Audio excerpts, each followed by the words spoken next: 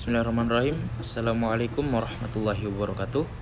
Saya Ahmed Rehan Akmal dengan NIM 202205100046.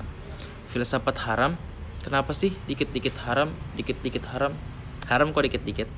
Padahal Allah tegaskan dalam surah An-Nahl ayat 116 agar jangan seenaknya mengatakan ini halal dan itu haram tanpa dalil yang jelas atau dengan dusta, bahkan apalagi mengatasnamakan Allah. Ancamannya berupa azab yang pedih. Maka harus jelas dalil ketika menghalalkan atau mengharamkan sesuatu. Jangan modal nafsu like dan dislike. Karena kata Allah dalam surah Al-Baqarah ayat 216, kadang yang kamu benci itu baik bagimu, dan kadang yang kamu suka itu justru buruk bagimu. Allah yang maha tahu, dan kita jangan sok tahu.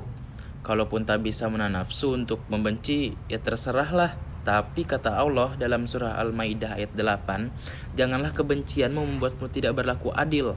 Terus filsafat emang ada dalilnya dalam Al-Quran. Filsafat sudah ada sejak abad ke-5 sebelum Masehi di Yunani, jauh sebelum Islam diturunkan. Ia berasal dari bahasa Yunani, ya ini filosofia, yang berasal dari kata philo yang berarti cinta dan sophia yang berarti kebijaksanaan. Maka filsafat berarti kecintaan pada kebijaksanaan. Ketika Islam datang, filsafat dinilai dengan selaras dengan kata hikmah di dalam Al-Quran, yang juga berarti kebijaksanaan. Itulah misi Nabi mengajarkan Al-Quran dan hikmah, seperti difirmankan dalam surah Al-Baqarah ayat 129, Ali Imran ayat 48 dan 168, dan surah-surah lainnya serta ayat-ayat yang lainnya. Bahkan dalam surah Al-Baqarah ayat 269, Al-Quran menyebut hikmah sebagai anugerah kebaikan yang besar. Maka filsafat berupaya menggunakan anugerah kebaikan yang besar itu dan melanjutkan misi kenabian, yaitu mencapai hikmah kebijaksanaan. Emang cuma filsafat yang berorientasi hikmah? Ya enggak juga sih. Tasawuf juga berorientasi hikmah, fikih juga. Bedanya tasawuf menggunakan hati, fikih menggunakan wahyu dari Allah serta sabda dari Nabi Muhammad. Filsafat yang berorientasi dengan menggunakan akal. Tapi katanya Imam Syafi'i membenci filsafat. Tunggu dulu. Sebenarnya kalau mau jujur dan beneran baca teksnya, yang dibenci oleh Imam Syafi'i itu bukan filsafat, tapi ilmu kalam atau teologi.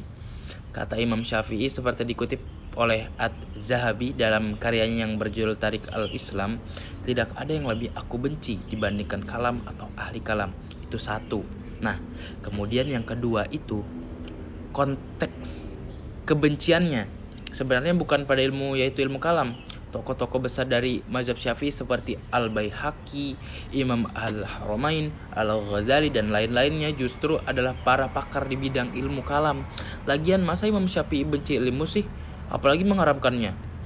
Nah, ini sekalian belajar filsafat dikit-dikit biar gak curiga dan tahu manfaatnya. Dalam filsafat, Islam diajarkan bahwa ilmu itu bebas nilai. Artinya nggak bisa dihukumi baik atau buruk, seperti pisau tak bisa dihukumi apa-apa. Kalau ia digunakan untuk melukai orang lain, baru dia haram. Kalau dia dibuat untuk memotong buah, ya halal. Begitu juga ilmu kalam dan semua ilmu-ilmu lainnya. Ilmu nuklir misalnya nih, boleh dipelajari, gak halal atau haram. Yang haram kalau ilmu itu digunakan untuk bikin senjata nuklir. Kalau buat listrik ya malah berpahala toh. Disebut ilmu kalam karena dulunya perdebatan utamanya adalah kalam Allah itu makhluk atau bukan sih. Nah, di antara perdebatan itu terjadi antara Imam Syafi'i yang meyakini bukan makhluk dan Hafiz Al-Fard yang berpendapat Al-Quran itu makhluk. Perdebatan itu dikisahkan misalnya oleh sejarawan Ibnu Khaldun, Imam Baihaqi dan Imam Ibnu Asakir. Jadi yang dibenci Imam Syafi'i itu adalah ilmu kalam versi Hafiz Al-Fard dan Mu'tazilah secara umum yang dianggap menodaikan kesempurnaan Allah. Dan seperti kata Ibnu Asakir ketika berdebat, Imam Syafi'i dipakai ilmu kalam juga kok, karena tak mungkin bisa berdebat tentang ketuhanan tanpa pakai ilmu kalam. Karena itu Imam Syafi'i juga belajar ilmu kalam karena ia ilmu ketuhanan. Sebelum Imam Syafi'i belajar tentang ilmu fikih, tentang halal dan haram, maka seperti dikutip Ibnu Asakir, Imam Syafi'i mengaku bahwa ia tuntas belajar ilmu kalam, bahkan sebelum ilmu fikih yang menjadi ilmu utamanya. Lagian, tanpa ilmu kalam bagaimana kita meyakini Tuhan dengan baik? Modal katanya atau yakin aja bahwa Tuhan ada dan sempurna. Kalau ketemu ateis gimana? Gak percaya Tuhan itu ada. Sebenarnya Imam Ghazali lebih tegas menulis satu kitab khusus berjudul Tahafut al-Falasifah yang artinya kerancuan para filosof. Ia mengkritik filsafat dan para ahli filsafat. Namun, apakah ia membenci dan mengharamkan filsafat? Ya tidaklah. Bagaimana mengkritik tanpa berfilsafat? Memangnya sebagian dari kita yang berani mengkritik tanpa ilmu. Maka yang dikritik oleh Imam Ghazali bukanlah filsafat, melainkan filosof-filosof yang terpengaruh oleh sebagian filosofi Yunani kuno yang dinilai bertentangan dengan prinsip ketuhanan dalam Islam. Lalu apakah fenomena ini semuanya hanya ada di ilmu kalam dan ilmu filsafat saja? Ternyata tidak kok. Dalam fikih juga ada, misalnya dalam mazhab Hanafi ada namanya metode ihtisan untuk mendapatkan suatu hukum.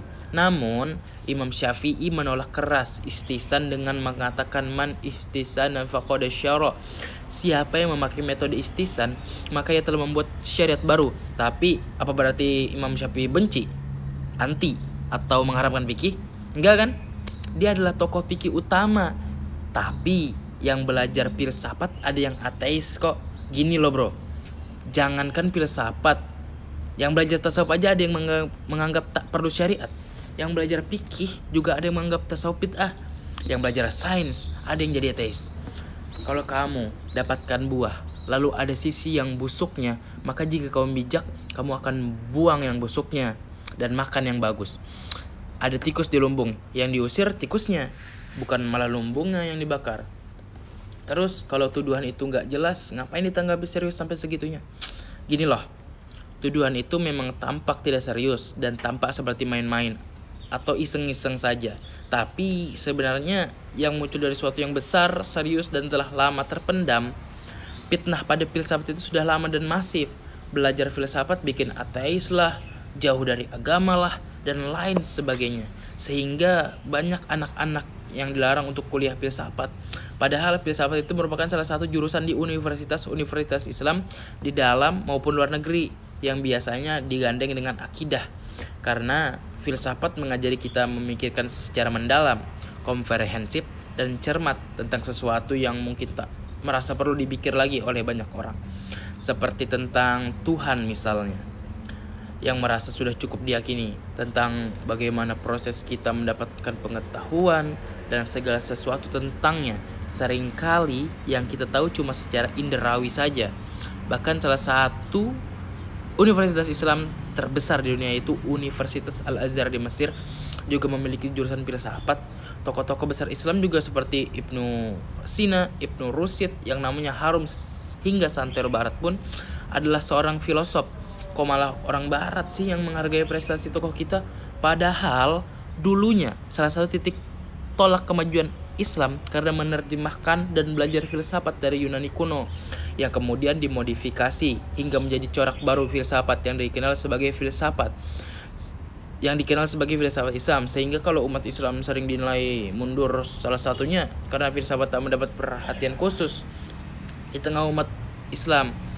Di kampus-kampus Islam, jurusan filsafat sering sepi peminat, ngaji kitab filsafat tidak populer, ditambah lagi diharam-haramkan, ya makin habis. Padahal filsafat itu penting untuk membuat segala keilmuan menjadi mendalam, karena mempertanyakan hal yang mungkin dianggap sudah benar. Oleh karena itu ia disebut sebagai induk semua ilmu. Tanpa ia, jika ilmu ibarat pohon, maka seperti kehilangan akarnya, tidak kokoh, jadi dangkal. Bahkan fikih pun berbasis usul fikih yang biasanya diartikan sebagai filsafat hukum Islam. Sehingga tokoh-tokoh utamanya di berbagai bidang biasanya mereka juga filosof. Bahkan sebelum menekuni bidangnya masing-masing, mereka dikenal terlebih dahulu sebagai seorang filosof.